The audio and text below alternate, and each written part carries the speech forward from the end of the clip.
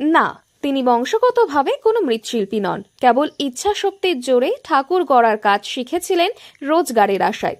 প্রায় 40 বছর ধরে ঠাকুর গড়েই সংসারের দায়িত্ব খানিকটা কাঁধে তুলে নিয়েছেন তিনি।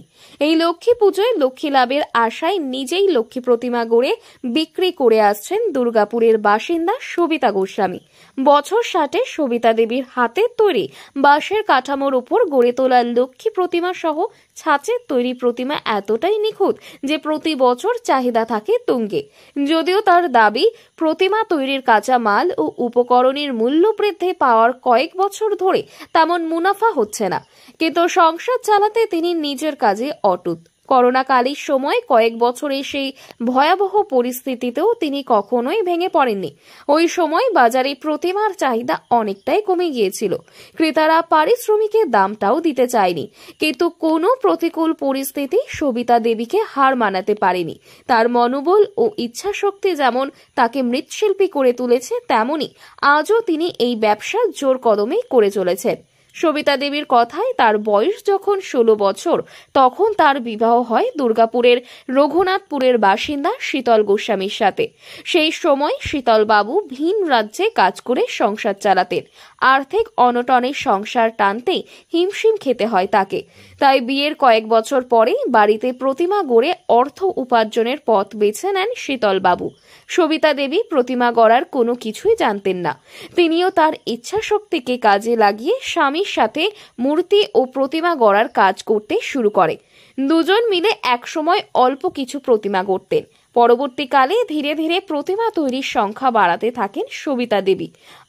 অনেক সরস্বতী, কালী, বিশ্বকর্মা ও লক্ষ্মী প্রতিমা তৈরি করতে থাকেন। ওই সমস্ত প্রতিমা পুজোর আগে নিজেই বেনাচিতি বাজারে নিয়ে এসে রাস্তার পাশে বিক্রি করেন সবিতা দেবী। লক্ষ্মী লাভের আশায় এবার লক্ষ্মী পুজোয় তিনি ছোট বড় প্রায় 400টি লক্ষ্মী প্রতিমা গড়েছেন।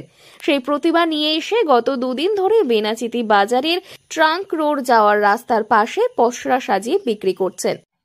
আপনি কি নিজেই বানান এই লক্ষ্মী প্রতিমা? হ্যাঁ, নিজে বানাই। কত বছর ধরে বানাচ্ছেন? আজকে 40-42 বছর ধরে বানাচ্ছি। না, লক্ষ্মী, সরস্বতী, কালী, বিশ্বকর্মা আমি সব বানাই। সব ঠাকুরই বানাতে হ্যাঁ, পারেন? সব। বাড়িতে অর্ডার দিলে দুর্গাও হয়। গোস্বামী, আমার 16 বছর বয়সে বিয়ে হয়েছে। এখন আমার 7 বছর হতে চলল। 7 বছর হয়নি। বিয়ের পর থেকেই হ্যাঁ, করছেন? হ্যাঁ। আগে আমার স্বামী বাইরে কাজ করতো। আর এই 25 বছর ধরে বাড়িতে ব্যবসা করছে। বাইরে মধ্যপ্রদেশ, উত্তরপ্রদেশে কাজ করতো। আপনি কি আগে ছোটবেলায় কিছু বানাতেন? না। ঠাকুর বানাতে গেলে তো একটা শিল্পকলা লাগে। আমি কিন্তু আমার খুব আগ্রহ। থেকে হ্যাঁ, সব জিনিসের। হ্যাঁ, আমার খুব আগ্রহ যে আমি এটা করবো, করলে আমার 2 পয়সা হবে। হ্যাঁ, আমার সংসার ভালো চলবে, আমার এটা সবসময় মনের মধ্যে। তিনি জানান, এই বছর 50 টাকা থেকে 600 টাকার প্রতিমা তিনি বিক্রি করছেন। তবে কতটা মুনাফা লাভ হবে সেই নিয়েও তিনি দুশ্চিন্তায় রয়েছে। তার দাবি, ভিন জেলা থেকে বহু মৃৎশিল্পী ও ব্যবসায়ী লক্ষ্মী প্রতিমা নিয়ে দুর্গাপুরের বাজারে হাজির হয়েছেন। বাজার কতটা ভালো হবে সেই নিয়েও রয়েছে সংশয়। তবে অনেকটাই বেশি সংখ্যায় ঠাকুর তৈরি করায় লক্ষ্মী পুজোয় ভালোই আয় করেন সবিতা দেবী। দুর্গাপুর থেকে দীপিকা সরকারের রিপোর্ট, লোকাল 18 বাংলা।